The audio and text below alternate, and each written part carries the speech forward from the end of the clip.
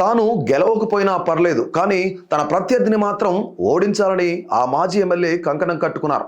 మొత్తానికి ఆయన అనుకున్నట్లే ఓట్లు చీల్చగలిగి పరోక్షంగా ప్రత్యర్థి ఓటమికి కారణమయ్యారు. ఇక ఇప్పుడు అధికారంలో ఉన్న కూటమి వైపు ఆ ఎమ్మెల్యే తొంగి చూస్తున్నారు. ఆయన చేరికకు అడ్డుగా ఉన్న మరో కీలక నేత ఎవరు? భవిష్యత్తు విషయంలో డైలమాలో పడ్డ ఆ ఎమ్మెల్యే ఎవరు? చీరాల మాజీ ఎమ్మెల్యే ఆమంచి కృష్ణమోహన్ ఉమ్మడి ప్రకాశం జిల్లాలో ఒకానొక టైంలో జిల్లా రాజకీయాలను ఏలిన నేత.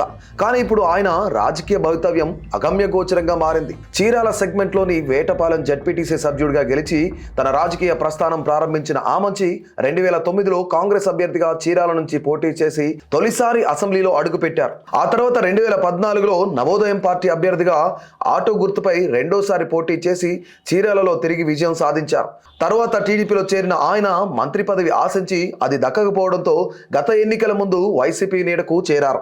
2019 ఎన్నికల్లో చీరాల నుంచి పోటీ చేసిన ఆయన టీడీపీ అభ్యర్థి కరణం బలరామకృష్ణమూర్తి చేతిలో పరాజయం పాలయ్యారు. అయితే ఆ తర్వాత జరిగిన పరిణామాలతో కరణం బలరాం వైసీపీలో చేరడంతో చీరాలలో కరణం ఆమంచుల మధ్య ఆధిపత్య పోరు తీవ్ర స్థాయికి చేరింది. వారి విభేదాలకు చెక్ పెట్టడానికి వైసీపీ అధ్యక్షుడు ఆమంచిని పర్చూరు వైసీపీ ఇన్ఛార్జిగా పంపారు. అక్కడ గెలవడం కష్టమన్న భావనతో ఆమంచి తిరిగి చీరాలకు వచ్చి అక్కడి నుంచి పోటీ చేయడానికి గ్రౌండ్ వర్క్ కూడా చేసుకున్నారు. అయితే చీరాల వైసీపీ టికెట్ తనకే దక్కుతుందని ధీమాతో కనిపించిన ఆమంచికి జగన్ షాక్ ఇచ్చారు. Chirala YCP ticket MLA Balaram కుమారుడు కరణం వెంకటేష్ కు కేటాయించి ఆమంచికి పర్చూరు టికెట్ ఆఫర్ చేసినా అందుకు తిరస్కరించిన ఆమంచి తనకు రాజకీయ జీవితం ఇచ్చిన చీరాలకే ఫిక్స్ అవుతానని వైసీపీకి గుడ్ బై చెప్పేశారు. ఇక గత అసెంబ్లీ ఎన్నికలకు ముందు వైఎస్ షర్మిల సమక్షంలో కాంగ్రెస్ లో చేరారు ఆమంచి కృష్ణమోహన్. తన ప్రత్యర్థిని ఓడిస్తానని చెప్పి మరీ చేసి చూపించారు. చీరాల నుంచి కాంగ్రెస్ తరఫున పోటీ చేసిన ఆయన 40,000 ఓట్లు సాధించారు. వైసీపీ తరఫున పోటీ చేసిన కరణం వెంకటేష్ ఓట్లు చీల్చడంలోనూ ఆయన ఓటమిలోనూ ఆమంచి కీలక పాత్రే పోషించారు. మొత్తానికి తాను అనుకున్న గోల్ అయితే రీచ్ అయ్యారు ఆమంచి. ప్రస్తుతం కాంగ్రెస్ పార్టీలో కీలకంగా ఉన్నా అంత సంతృప్తికరంగా ఫీల్ కావడం లేదట. ఈ వ్యవహారమే ఇప్పుడు పొలిటికల్ గా హాట్ టాపిక్ గా మారింది. ఆమంచి కృష్ణమోహన్ జనసేన పార్టీలో చేరేందుకు ఆసక్తి చూపుతున్నారని చర్చ జరుగుతోంది. ఇప్పటికే జనసేన పార్టీ వర్గాలతో సైతం ఆయన సంప్రదింపులు జరిపినట్లు టాక్ నడుస్తోంది. గతంలో కూడా తాను పవన్ కళ్యాణ్ పై చేసిన విమర్శలు వైసీపీ అధిష్టానం సూచిస్తేనే మాట్లాడినట్టు పలు వేదికల్లో ఓపెన్ గానే వ్యాఖ్యానించారు. ఎలక్షన్ కు ముందు కూడా ఆయన జనసేనలో చేరతారని జోరుగా ప్రచారం జరిగింది. మరోవైపు ఆమంచి కృష్ణమోహన్ సోదరుడు ఆమంచి స్వాములు ఇప్పటికే జనసేన పార్టీలో యాక్టివ్ గా ఉన్నారు. గత ఎన్నికల్లో గిద్దలూరు చీరాల నుంచి టికెట్ ఆశించి కూటమి సమీకరణాల్లో స్వాములు పోటీ చేయకుండా ఉండిపోయారు.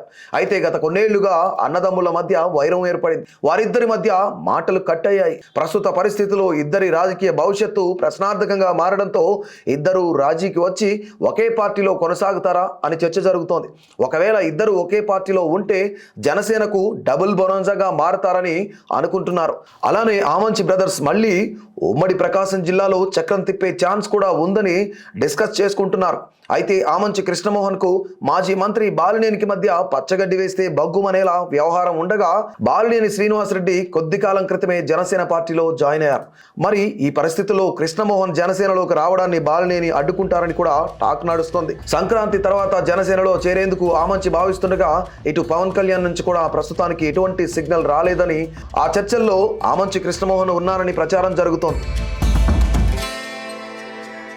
రాజకీయ భవిష్యత్తు కోసం ఆమంచి కృష్ణమోహన్ ఏం నిర్ణయం తీసుకోబోతున్నారు? జనసేనాని ఆయన రాకకు గ్రీన్ సిగ్నల్ ఇస్తారా? ఆమంచి చేరికను బాలినేని అడ్డుపడతారా? చేరిన తర్వాత ఆమంచి సోదరులు మళ్ళీ కలిసిపోయి ఉమ్మడి జిల్లాలో మళ్ళీ చక్రం తిప్పగలరా అని చర్చించుకుంటున్నారు.